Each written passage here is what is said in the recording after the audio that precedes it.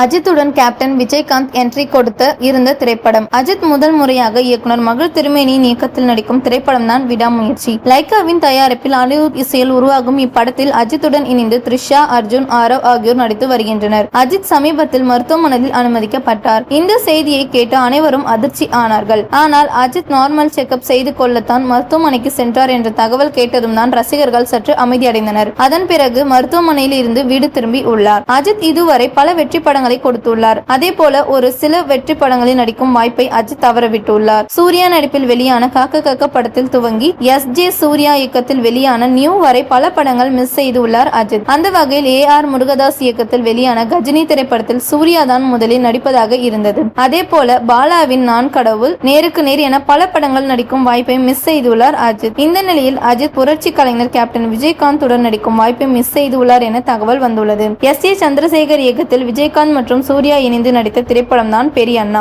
1999ஆம் ஆண்டு வெளியான இந்த படம் சூர்யாவுக்கு ஒரு வெற்றி படமாக அமைந்தது. இந்த நிலையில் இப்படத்தில் சூர்யாவுக்கு பதில் முரண்முறையாக அஜித் தான் நடிப்பதாக இருந்ததாம். ஆனால் அந்த சமயத்தில் அஜித் உடல்நிலை சரியில்லாத காரணத்தால் அவரால் நடிக்க முடியாமல் போயுள்ளது. அப்போது அஜித் அறுவை சிகிச்சை செய்திருந்ததால் அவரால் ஷூட்டிங்கில் கலந்து கொள்ள முடியவில்லை. உடல்நிலை சீராக சில காலம் ஆகும் என்பதால் அஜித்திற்கு பதிலாக சூர்யா பெரிய அண்ணா படத்தில் நடித்தார். இத்தகவல் தான் தற்போது இணையத்தில் படு வைரலாகி வருகின்றது என்பது குறிப்பிடத்தக்கது.